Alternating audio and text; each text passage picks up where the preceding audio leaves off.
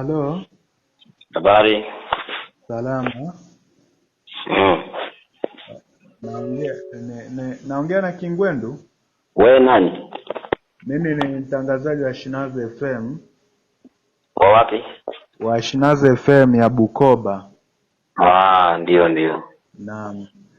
Ndio.